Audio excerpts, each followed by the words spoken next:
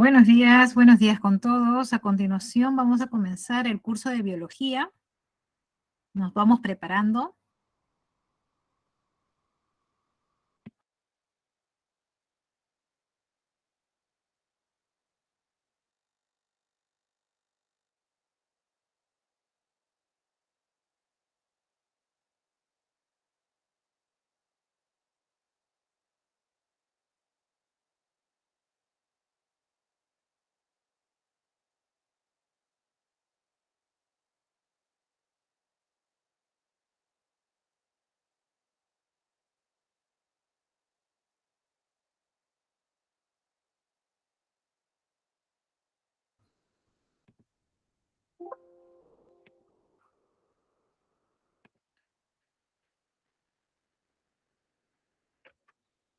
Muy bien, chicos.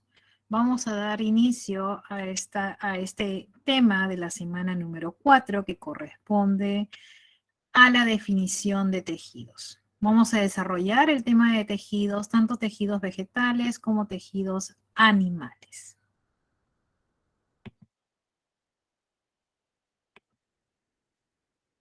Muy bien, ya sabemos cuál es la dinámica de trabajo.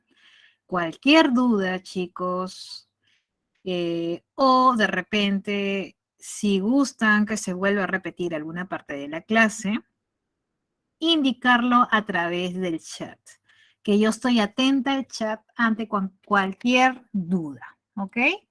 Listo, chicos. Comenzamos entonces.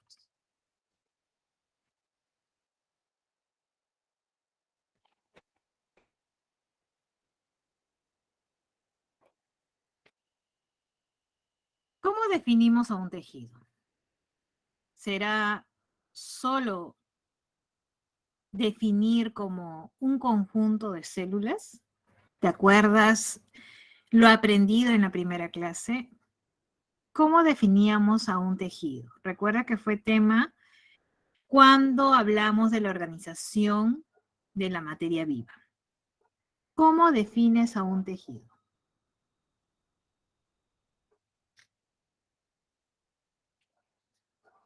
Ajá, conjunto de células, perfecto. Sí, puede tener el mismo origen y sobre todo que cumpla una función en específico. Ojo, no solo es un conjunto de células, tiene que adicionalmente a ser conjunto de células debe cumplir una función en específico. Perfecto. Entonces, decimos por lo tanto que el tejido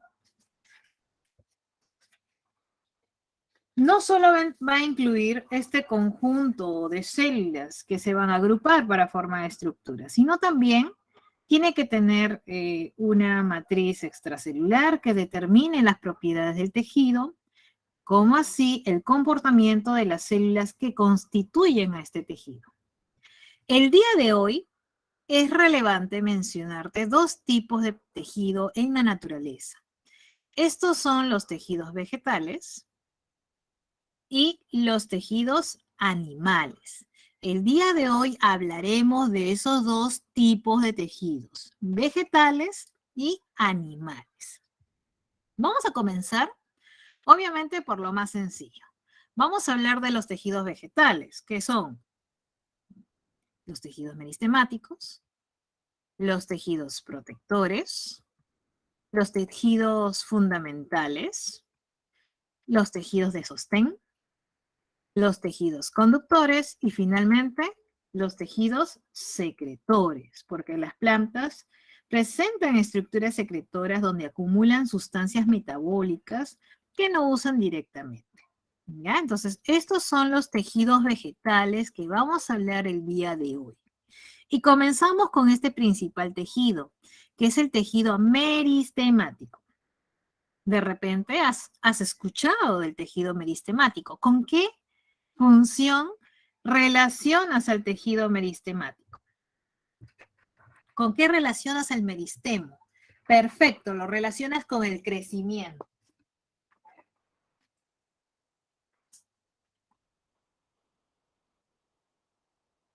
Ahora, el crecimiento puede ser, ¿de qué manera?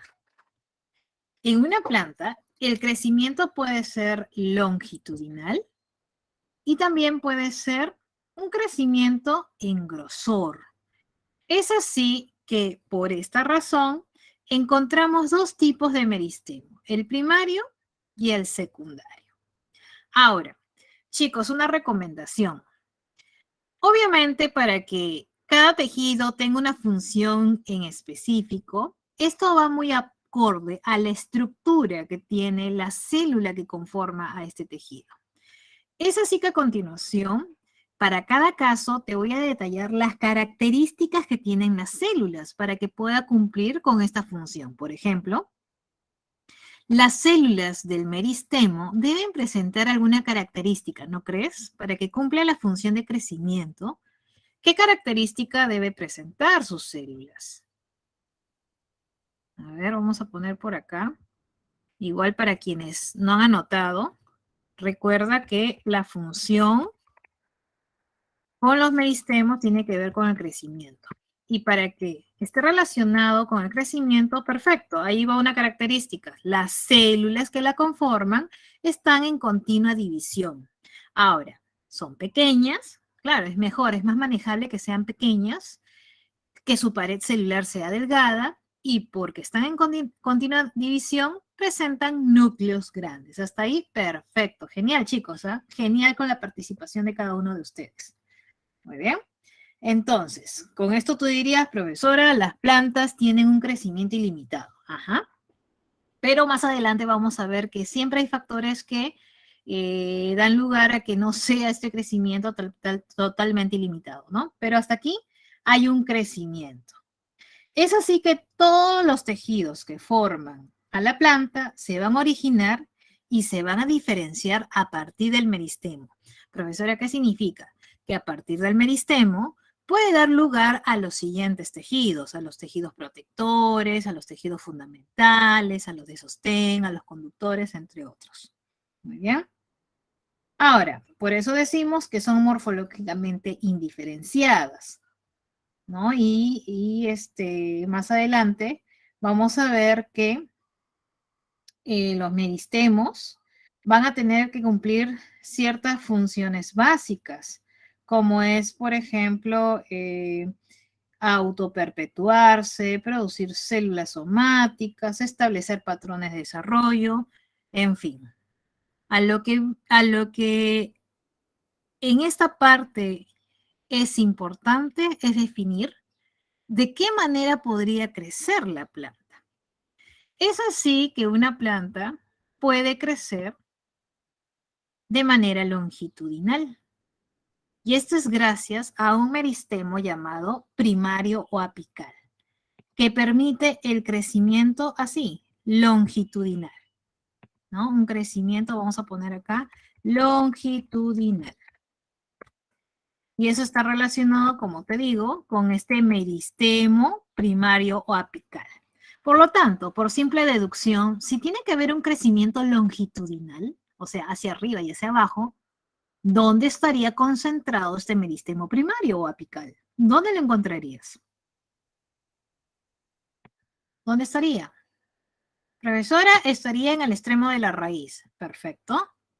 Y también estaría en los extremos o yemas de los tallos. Exacto.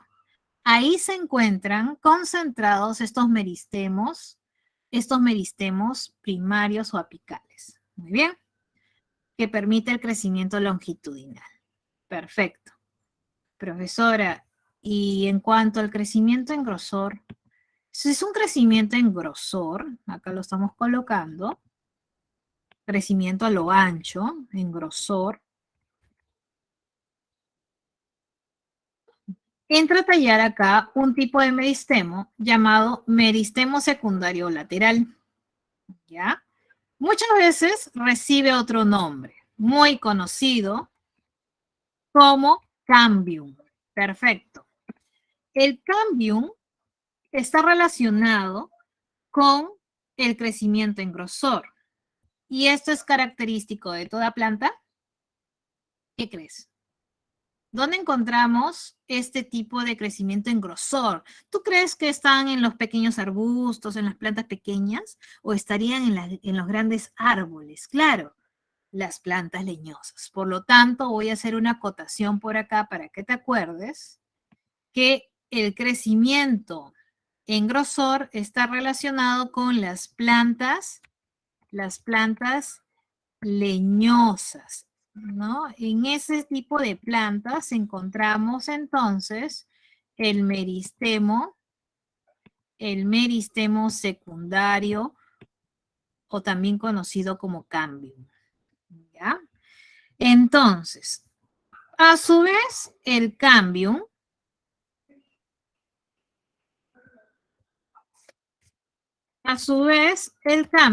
puede ser de dos tipos. Un cambium llamado vascular y el otro cambium es conocido como cambium suberoso. ¿Cuál será la diferencia? ¿En dónde encontraremos cada uno de estos cambios? ¿Cuál será el papel? Por ejemplo, con respecto al primero, que es el cambium vascular, ¿a qué te suena este cambium vascular?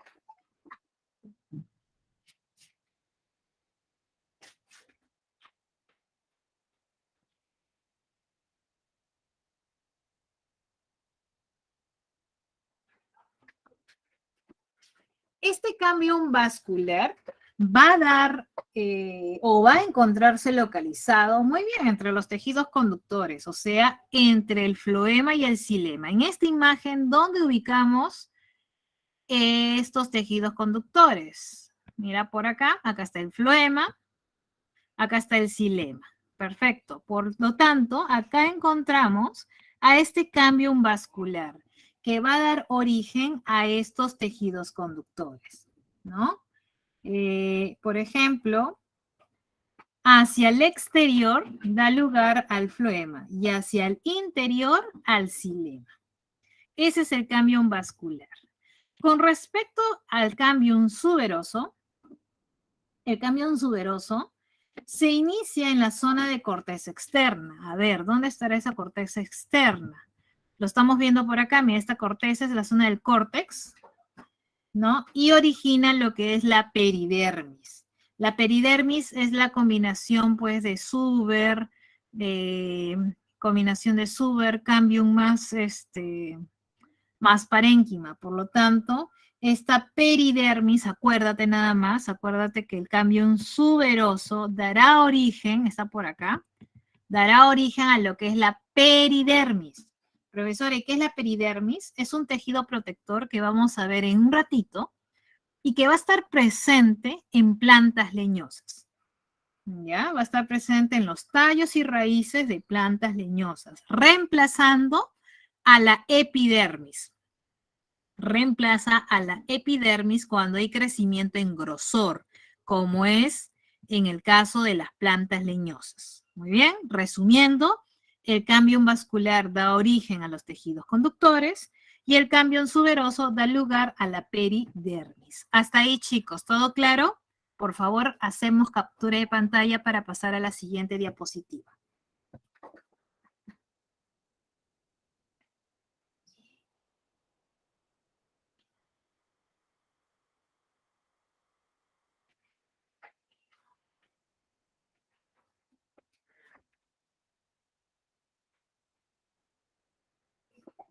Muy bien, entonces retiro y me voy a la siguiente diapositiva para hablar ahora sí de los tejidos protectores.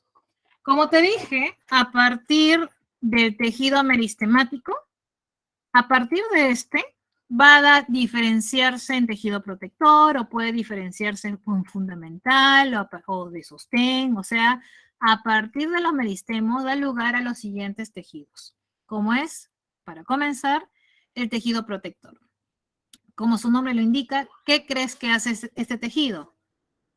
Va a envolver, proteger estructuras vegetales. Es así que encontramos dos tipos de tejido protector. Uno es la epidermis y el otro es la peridermis. Sí, son dos tipos de tejido protector, profesora, pero cuando hablamos de epidermis y cuando de peridermis, sucede que cuando hay crecimiento en grosor, la peridermis reemplaza a la epidermis. ¿Cuándo? Cuando hay crecimiento en grosor, o sea, cuando se trata de qué tipo de plantas, en plantas de tipo leñosa, ¿verdad? O sea, los grandes árboles. Cuando hay crecimiento en grosor, en plantas leñosas, la epidermis se verá reemplazada por la peridermis. Y acá estamos viendo. Este es un caso de planta leñosa. Estás viendo un tronco característico de esta planta leñosa. Muy bien. Hasta ahí, perfecto. Tenemos claro cuándo aparecen cada uno de estos tejidos protectores. Ahora, lo más importante. ¿Qué características deben tener las células para que puedan cumplir con esta función de protección o recubrimiento? A ver, comencemos a enumerar características. Número 1. Como es un tejido que está obviamente en contacto con el medio ambiente, con el exterior, por decirlo así, lo tenemos por acá. Y te lo voy a señalar en amarillo. Mira, acá está la epidermis, por ejemplo, ¿no? Y mira sus células. Mira por acá las células. ¿Cómo son las células? ¿Cómo son? ¿Aplanadas o no? Sí, esa es una primera característica. Las células de la epidermis son células aplanadas. ¿Y tú crees que a nivel de la epidermis se realiza la fotosíntesis? No, no es su función. Por lo tanto, si no se realiza fotosíntesis a ese nivel, ¿es necesario que sus células contengan cloroplastos? ¿Sí o no? ¿Tendrán cloroplastos? No, no hay cloroplastos, porque recuerda que la función de este tejido es protección, no es realizar fotosíntesis. Por lo tanto, acá no hay cloroplastos. Y algo más importante, mira la pared exterior. Es mucho más engrosada, ¿verdad? Es mucho más engrosada. Este engrosamiento es gracias a la presencia de la cutícula, que la hace ser más impermeable. Hasta ahí te he mencionado características que presentan las células, ¿no? De una epidermis. Acá podemos ver una vista superior, donde encontramos acá la epidermis, pero también estamos viendo la presencia de unas estructuras muy importantes en la epidermis. Estas estructuras formadas por dos células oclusivas y que permite que se aperture o se cierre, estas estructuras son muy conocidas por todos ustedes. Estos son los famosos estomas, que están constituidos por dos células oclusivas que tienen una abertura llamada ostiolo. Gracias a esta abertura es que, acá está, gracias a esta abertura, es que puede darse algo muy importante. Los estomas son importantes porque permiten el intercambio gaseoso y también permite un proceso llamado transpiración. Acuérdate de eso, ¿ok? Acuérdate de eso que puede ser pregunta de la siguiente semana. Muy bien. Entonces, nuevamente los estomas están presentes en la epidermis, están conformadas por estas dos células oclusivas que permiten la apertura o cierre de estas estructuras y por lo tanto el ingreso o salida de gases como también de agua por transpiración. Entonces, podrían haber, pero como te digo, hay poca cantidad. Como estás viendo por acá, hay poca cantidad. No es tanta como la que vas a ver a continuación en un parénquima clorofiliano. ¿Ya? Y recuerda que los estomas también son importantes por algo. Como permite el intercambio gaseoso, también están involucrados en el proceso fotosintético. que lo vamos a ver todavía en la semana 5, ¿ya? Entonces, hasta aquí me imagino que está claro con respecto a la epidermis. Si la planta luego tiene crecimiento en grosor, dado la presencia del cambium, recuerda que este cambium, en este caso el suberoso, dará lugar a la peridermis. La peridermis, por lo tanto, es el tejido de protección que va a reemplazar a la epidermis cuando hay crecimiento secundario en grosor, tanto a nivel de tallos y raíces, ¿ah? Es en tallos y raíces de plantas leñosas, ¿no? No estamos hablando a nivel de las hojas, no, a nivel del tallo y raíces hay este crecimiento en grosor. Y a partir del cambio en suberoso, como lo dije previamente, es que se forma, mira por acá, es que se forma el corcho, es el suber, que está constituido por células muertas, ¿no? Cuando tú ves un tronco de un árbol externamente, obviamente son células muertas, todo eso es el corcho, ¿no? Y recordarás, de acuerdo a la explicación de la semana pasada, a ver, te voy preguntando, a ver si te acuerdas. Cuando hablamos de la pared celular, acuérdate, te dije, ¿cuál es la composición? ¿Qué componentes encontramos en la pared celular? Y claro, te dije, acuérdate, ¿qué ocurre en una célula viva y qué componente hay en una célula muerta? A ver, chicos, recordemos. Estás en un ciclo ordinario, continuamente vas a estar siendo evaluado, ¿no?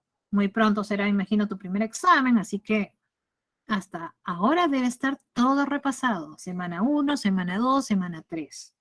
¿Cuáles son los componentes de la pared celular? Sea el caso de una célula viva o célula muerta. Perfecto. Ahí tu compañero dijo. En una célula viva puede haber celulosa, hemicelulosa, pectina. Perfecto. Pero si se tratase de células muertas, ¿no? Perfecto. Si son células muertas, encontramos lignina o suberina.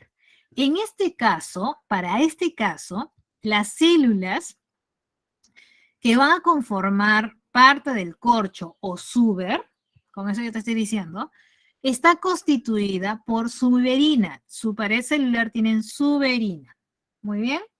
Entonces, el conjunto corcho o suber más el cambio, más las células parenquimáticas, el parenquima es algo que vamos a ver en breve, ¿no? Todo este conjunto, que te lo voy a señalar de azul, todo este conjunto, parénquima, más el cambium, más el corcho o suber, todo este conjunto es la peridermis, que es originada por el cambium suberoso.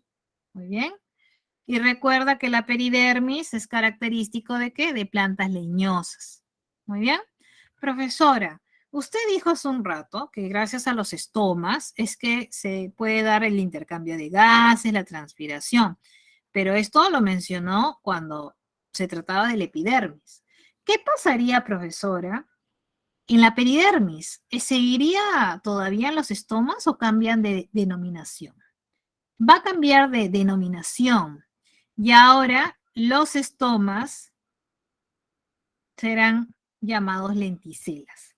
Las lenticelas es el término adecuado para referirnos a las estructuras donde se da el intercambio de gases. A nivel claro de la zona, por ejemplo, de tallo y raíces, ¿no? Sobre todo del tallo. Ahí encontramos las lenticelas. Perfecto. Muy bien, chicos, hasta acá tenemos alguna duda. Por favor, haz captura de pantalla para pasar a la siguiente diapositiva. ¿Todo claro?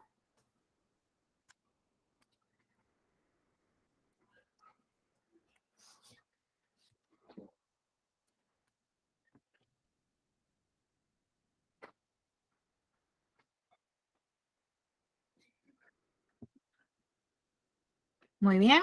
Ahí está tu pregunta, perfecto. Como te decía, los estomas son estructuras involucradas en el intercambio gaseoso, pero los estomas están presentes en la epidermis. ¿Qué pasaría cuando hay crecimiento en grosor? La epidermis es reemplazada por la peridermis. Entonces, en su lugar, las estructuras que quedan para realizar esta función de intercambio serían las lenticelas. O sea, las lenticelas son las estructuras que ahora van a reemplazar a los estomas, ¿no? En las plantas leñosas, ¿ok?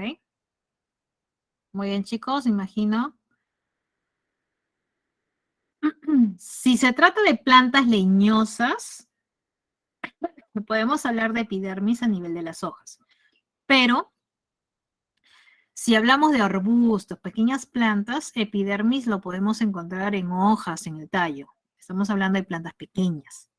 Pero cuando hay grosor, crecimiento en grosor en plantas leñosas, en las hojas encontramos epidermis.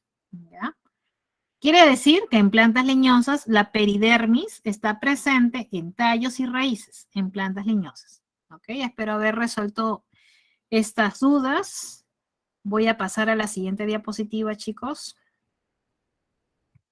Muy bien, ahora nos vamos con los tejidos fundamentales o parénquima.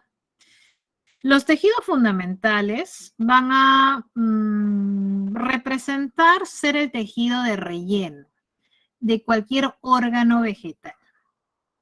En el cuerpo de la planta, el parénquima fundamental constituye pues la masa en la que se encuentran incluidos todos los demás tejidos. Y hay algo muy importante, ¿sabes? Gracias a la turgencia de las células que la conforman, permite que haya solidez general en el cuerpo vegetativo. Profesora, ¿y a qué se refiere con turgencia? Es un término que habíamos hablado previamente, ¿te acuerdas? Que la célula, gracias a la vacuola, se puede hinchar y está totalmente hinchada, pero claro, nunca se lisa, nunca se revienta, entre comillas. Y este término, este estado que está totalmente hinchada, recibe el nombre de turgencia. Es una célula turgente porque está totalmente hinchada. Y gracias a esta turgencia es que permite que el cuerpo vegetativo sea sólido. O sea, tenga una solidez general, ¿no? Ahora, algo muy importante también, y te lo voy a mostrar por aquí, es que otra característica de las células de un tejido parénquimo fundamental es que pueden haber espacios, a ver, pueden haber espacios entre las células. Esos espacios intercelulares son muy importantes, mira por acá, espacios intercelulares, por acá, pequeños espacios, huequitos por decirlo así, y esto es gracias a que puede haber también, de alguna manera, pasaje de ciertas sustancias o de gases. O también puede ser todo un tejido compacto, donde no hay espacio, ¿no? Pero sobre todo hay algo importante y puede ser pregunta de examen.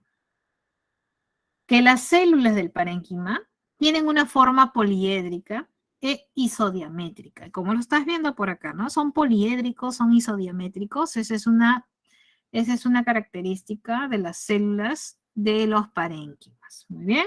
A ver, ¿qué otra característica más? ¿Qué otra característica más? A ver, vamos viendo. Entre los parénquimas principales, vamos a mencionar a los siguientes.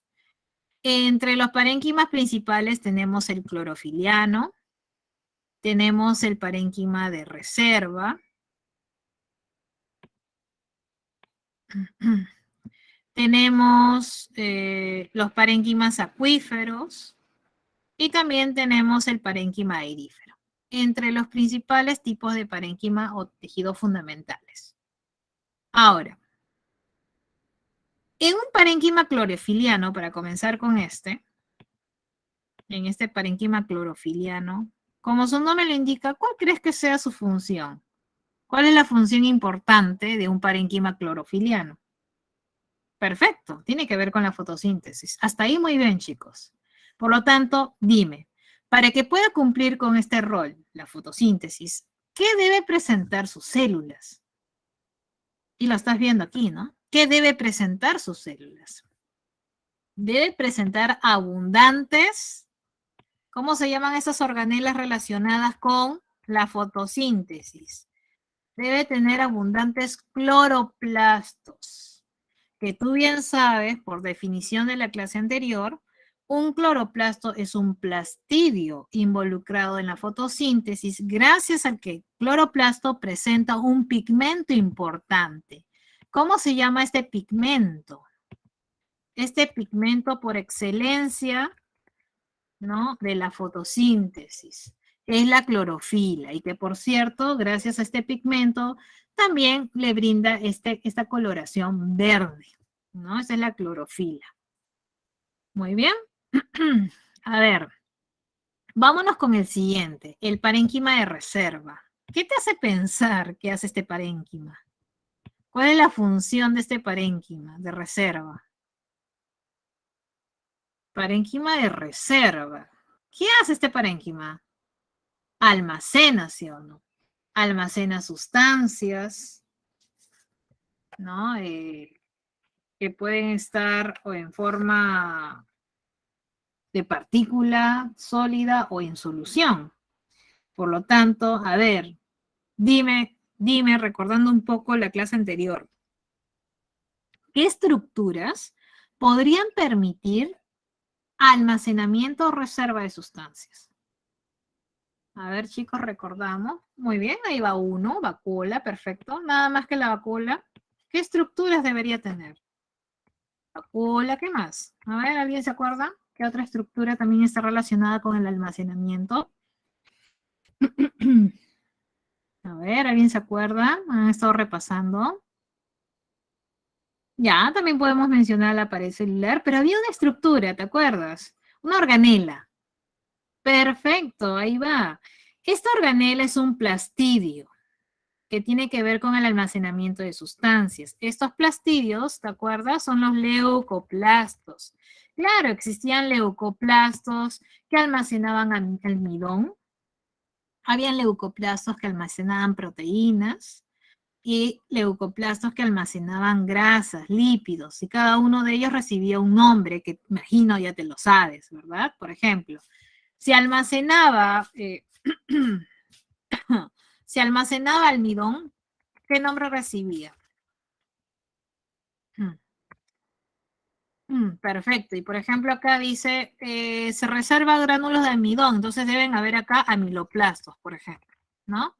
Si reserva proteínas, proteinoplastos, ¿no? O si almacena lípidos, grasas, aceites, helayo, oleoplastos. Muy bien. Perfecto. Entonces un parénquima de reserva está encargado del almacenamiento de sustancias.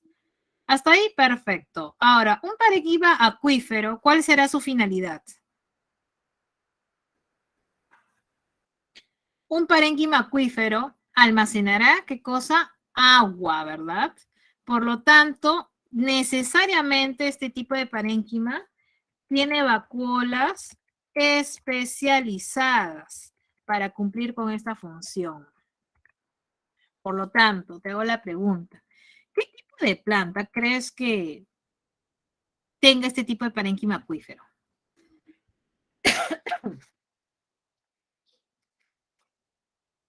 Claro, en general, plantas suculentas, plantas, claro, de ambientes desérticos, ajá, plantas de ambientes desérticos, plantas suculentas, perfecto.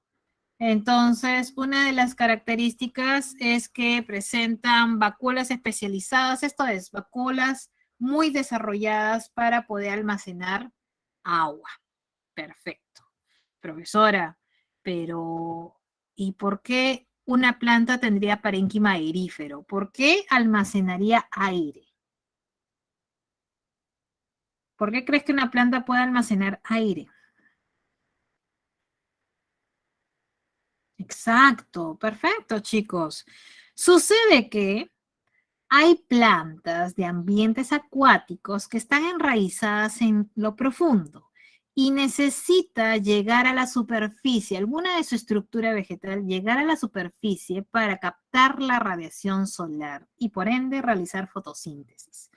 Por lo tanto, este tejido, ¿no?, va a facilitar la aireación de sus órganos que se encuentran en ambientes acuáticos. Este tejido es muy eficiente porque permite la flotación de determinados órganos y es así que flotando va a poder captar la energía del sol.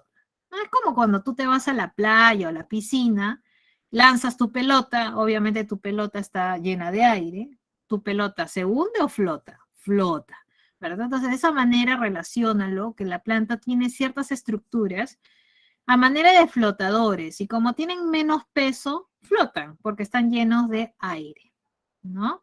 Son plantas acuáticas, de ambientes acuáticos. Ahorita no tengo nombres, pero te digo que hay muchas plantas de ambientes acuáticos que tienen este tipo de parénquima aerífera, ¿ya? Muy bien, chicos. ¿Hasta ahí todo claro? Muy bien. Captura de pantalla, chicos. Captura de pantalla. Nos vamos a la siguiente diapositiva.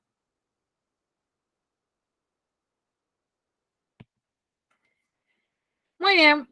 La siguiente corresponde a los tejidos de sostén. Los tejidos de sostén, como su nombre lo indica, su rol principal es la de formar un sistema mecánico de soporte. O mejor dicho, es como el esqueleto de la planta. Ahora, sus células pueden estar engrosadas de forma parcial o total, dependiendo dónde se encuentre. Por ejemplo, tenemos dos tipos de tejido de sostén. Uno llamado colénquima y el otro es el esclerénquima. Profesora, ¿y cuándo es colénquima y cuándo es esclerénquima? ¿De qué depende? Depende de qué tipo de células presente. Por ejemplo, las células del colénquima son células con protoplasma. ¿Qué significa que son células con protoplasma? Son células vivas. Muy bien, son células vivas. Y entonces se entiende que este tejido de sostén principalmente se encuentra en órganos en crecimiento, ¿ya? Por lo tanto, te hago la siguiente pregunta nuevamente. Si son células vegetales vivas, ¿qué habrá en su pared celular? Lo hemos dicho hace unos minutitos nada más. Habrá celulosa, hemicelulosa, ¿verdad? Entonces, sus paredes están parcialmente engrosadas de celulosa, porque es característica de una célula viva. Célula viva son células con protoplasma, y la estamos viendo en esta imagen. ¿Listo? Como te digo, es un tejido presente en órganos en crecimiento. Muy bien. Por otro lado, el esclerénquima está conformado por células que carecen de protoplasma. Carecen de protoplasma. Por lo tanto, decimos que son células muertas. Por lo tanto, nuevamente te hago la pregunta. Si son células vegetales muertas, en su pared celular seguirá existiendo la celulosa o habrá otros componentes. ¿Cuáles eran esos otros componentes? Que podía ser suberina o lignina, pero para este caso, el componente es la lignina, como bien dice ahí tu compañero, es la lignina. ¿Ya? El componente de la pared celular de las células del esclerénquima es la lignina. Muy bien. Perfecto. Hasta ahí todo claro, ¿verdad? Haz captura de pantalla. Nos vamos a la siguiente diapositiva.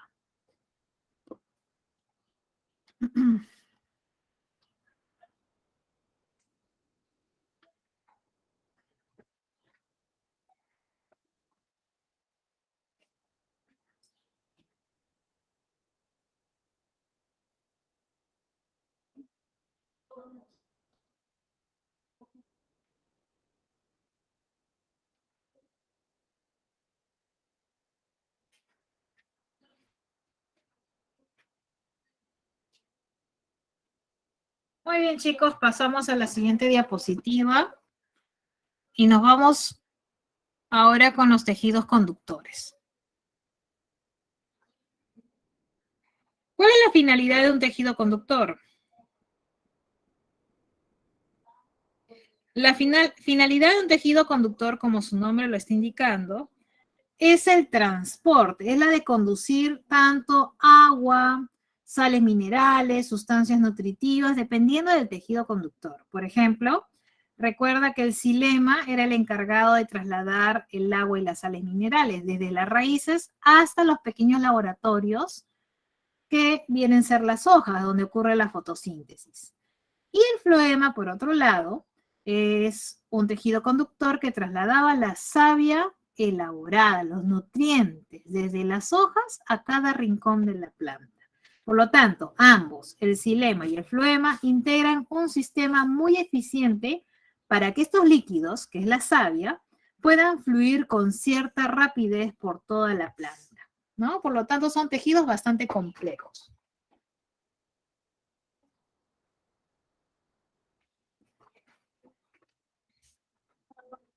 Entonces, vamos a hablar a continuación de cada uno de ellos.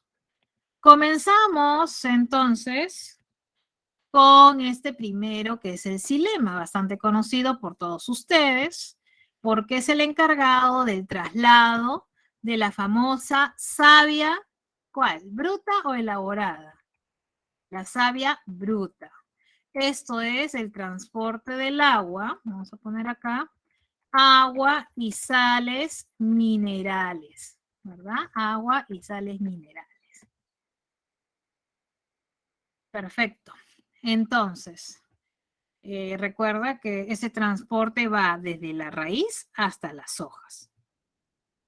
Los elementos involucrados o encargados de la conducción de esta savia bruta van a ser las famosas tráqueas. Acá están.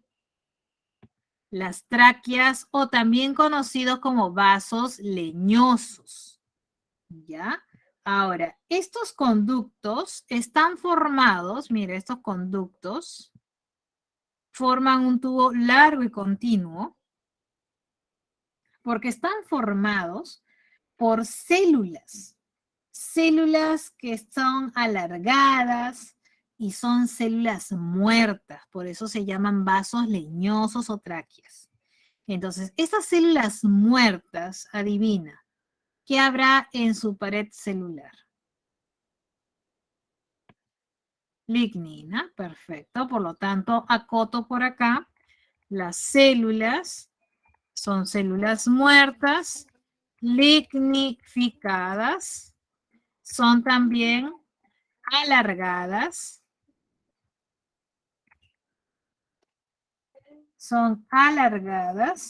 ¿no? Y de paredes lignificadas, como te dije, ¿no? Entonces, estas tráqueas, que te decía que eran los elementos, tráqueas o vasos leñosos, estos elementos están conformados por estas células muertas de paredes lignificadas y alargadas. Por lo tanto, estas células, como están conectadas entre sí longitudinalmente, o sea, están conectados así hacia arriba longitudinalmente, lo que pasa es que sus paredes transversales, estas de acá, se han ido perdiendo. Se han ido perdiendo, han ido desapareciendo para formar un tubo largo y continuo. Eso es lo que sucede. Recuerda, estos elementos están o se han formado por la fusión de estas células muertas, lignificadas, alargadas, y que las paredes transversales han ido desapareciendo. De esta manera va a poder cumplir con la función de traslado, transporte de esta savia bruta. Perfecto, hasta ahí me imagino claro. Por otro lado, el floema es otro tejido conductor. Este otro tejido conductor va a ser el encargado de transportar la famosa savia elaborada, ¿no? Esta savia elaborada ya sabemos que es la que tiene los nutrientes producidos después de la fotosíntesis. Quiere decir que la savia elaborada debe ser trasladada desde las hojas a cada rincón de la planta. Las células que la conforman son células vivas, pero han perdido su núcleo. Han perdido su núcleo. Y lo estamos viendo por acá en celeste. A ver, lo voy a poner acá en amarillito. Mira por acá. Estas células son las células vivas que van a conformar a este floema. Por acá también tenemos, acá, este es un desde arriba y esto transversalmente.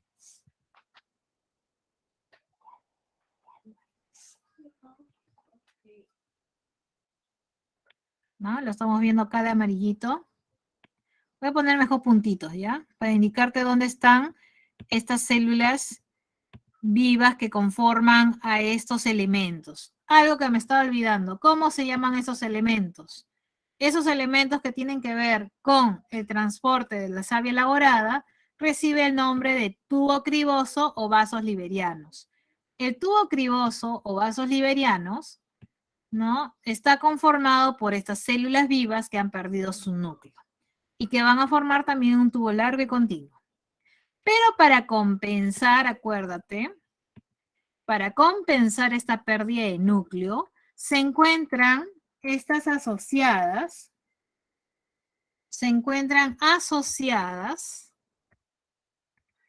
a células anexas que sí son nucleadas.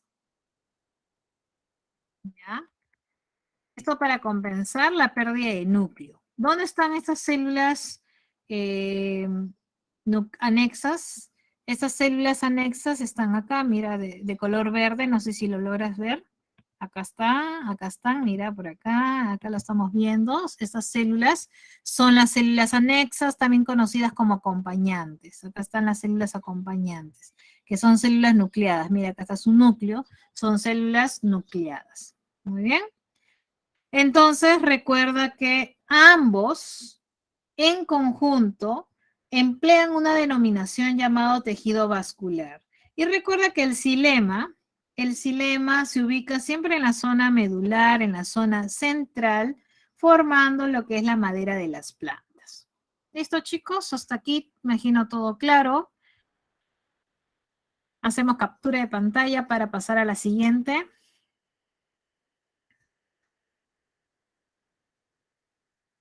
Ya, entonces para resumir esta idea, respondiendo a tu compañera, decimos que el xilema, como tejido conductor responsable del traslado de la savia bruta, está constituido por elementos. Esos elementos son las tráqueas o vasos leñosos. Estos vasos leñosos o tráqueas son tubos largos y continuos, pero que son producto de la unión de varias células. Mira, son varias células, acá viene una célula y así. Son células muertas con paredes lignificadas, son células alargadas. Y obviamente, esto de acá que estás viendo por acá, esto de acá se ha ido perdiendo. Vamos a poner mejor con una flechita. Esto de acá se ha ido perdiendo, se va para formar un tubo largo y continuo. ¿Ya? ¿Listo? Espero haber respondido. Muy bien.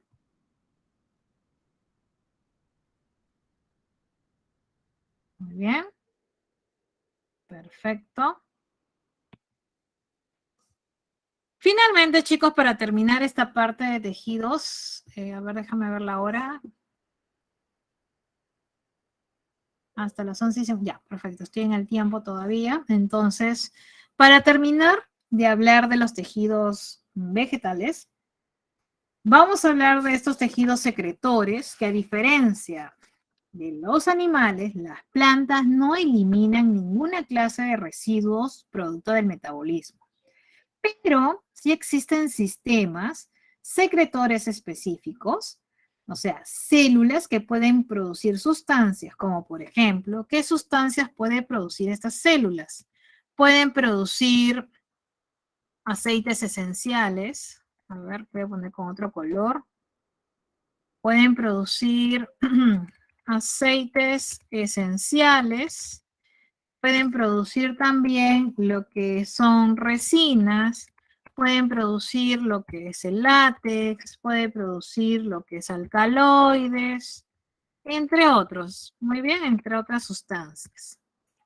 Pero para poder producir necesitan estructuras especializadas, ¿no? ¿Y cuáles son esas estructuras especializadas? Por ejemplo, tenemos a continuación a los nectarios, tenemos también a los pelos glandulares, tenemos también a las cavidades secretoras y finalmente tenemos a los tubos laticíferos, por mencionar algunos. Muy bien. Antes de entrar a tu receso, culmino esta diapositiva diciéndote cuál es la función para cada caso. Los pelos glandulares son estructuras que van a secretar aceites esenciales. Profesora, ¿y qué es un aceite esencial? A ver, te pregunto, ¿el olor de una manzana es igual que el olor de una naranja? No, ¿verdad? Y esto es porque los aceites esenciales van a dar el aroma característico, no solamente de los frutos, también de las flores, de los árboles, de las hierbas, etc. Estos son los aceites esenciales y son secretados a través de pelos glandulares. Ahora, también existen cavidades que contienen estos aceites esenciales. Esas cavidades son las cavidades secretoras. Y estas cavidades contienen aceites esenciales. Profesora, ejemplo, bueno, cuando has comido una naranja, ¿no? Te comiste toda la pulpa, dejas la cáscara y a veces tú como jugando, presionas la cáscara y sale una gran cantidad de microgotitas con el aroma característico de la naranja, ¿cierto? Lo que acabas de hacer cuando presionaste la cáscara es lisar, romper estas cavidades secretoras que contenían el aceite esencial de este cítrico. ¿Listo? Hasta ahí, claro, ¿verdad, chicos? El nectario, adivina, ¿qué produce el nectario? El nectario contiene el néctar de las flores. Claro, el néctar de las flores es una sustancia bastante azucarada que llama mucho la atención, atrae a insectos, aves y otros animales. Pregunta de examen puede ser la siguiente. ¿Cuál es la composición del néctar? ¿Qué contiene? Como es una solución azucarada, obviamente, entre los azúcares más importantes que podemos encontrar es la sucrosa. Podemos encontrar también glucosa, entre los más importantes, claro, ¿no? Fructuosa. Podemos encontrar también otros azúcares simples. También podemos encontrar polisacáridos. También podríamos encontrar maltosa, entre otros, ¿ya? Entre otros. Anota por favor esa parte porque puede ser pregunta de examen, chicos. Muy bien. Finalmente, los tubos laticíferos. Los tubos laticíferos producen el látex. Producen el látex, ¿no? Recuerda que los tubos laticíferos son un grupo celular cuyo jugo celular constituye este látex, que es un líquido de aspecto lechoso, de color puede ser amarillento o rojizo, dependiendo de la planta, pero, anota, contiene los siguientes componentes. Podemos encontrar, claro, agua, podemos encontrar gomas, podemos encontrar alcaloides, podemos encontrar amiloplastos, podemos encontrar ceras, ¿no? Entre otros. Por favor, anota esta parte que puede ser pregunta de examen. ¿Listo? Hasta acá, chicos, ¿todo claro? ¿Sí? Si hubiese alguna consulta, por favor, indícalo a través del chat. Haz captura de pantalla, por favor, para pasar a la siguiente diapositiva.